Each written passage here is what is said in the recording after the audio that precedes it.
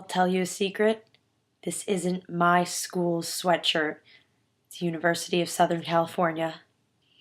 I'm sorry, JMU. I'm sorry. Meep! Hello, the world's nerds. It is currently 1:10 a.m. in New York, where I am home for spring break, and in an hour, the clocks will change. And instead of 2 o'clock, it will be 3 o'clock.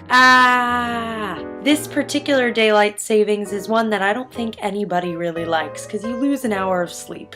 I am particularly not excited about this one because tomorrow morning I have to get up at 6:45. Because I will be catching my bus back to Virginia so I can go back to James Madison University because my spring break is over. So some of you may be thinking, Kristen, you crazy person, why are you still awake? That is because I decided today that instead of doing everything on my long list of things that I had to do, that I would play Skyward Sword. Responsible? Maybe not. More enjoyable? Definitely. So I just finished packing and am now wide awake. I'm in that weird stage of wide awake where like I know I'm on the brink of completely crashing, but I'm right now still riding the wave of energy. So I mentioned in my first video on the World's Nerds channel that I have an interesting obsession with movie soundtracks.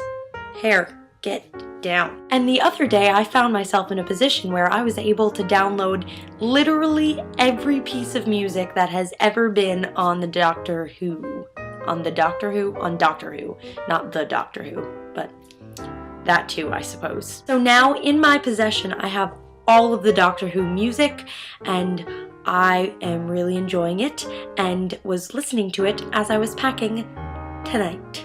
So since I've had movie soundtracks on the mind, I figured that I would give you, well, movie and TV soundtracks, I consider the same thing. But still, since I've had that on the mind, I decided that I would give you some interesting facts about movie soundtracks. Soundtrack refers to the music in a movie or a television show. It can also refer to video games and books and a bunch of different things, but the most common way that it's used these days is for a movie or television. The first piece of music to be composed specifically for a motion picture was composed by Camille Saint-Saëns, and the movie was entitled L'Assistant de Duc. Guys, that was probably terrible because I don't speak French, but she was the first one. Henry Mancini was the first person to be awarded for his work for a motion picture in composing music, and that was for Peter Gunn.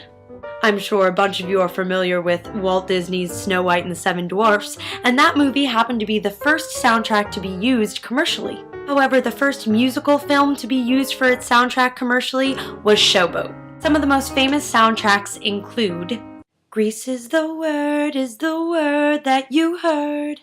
I'm singing, singing in the rain. Dun dun dun dun dun dun dun dun dun dun dun dun dun. I'm gonna be honest with you, I've never seen Lord of the Rings and I don't know what the music to it is, but it's some of the most famous. The music to Sleepless in Seattle, When Harry Met Sally, Sonic Heroes, and finally my two favorites.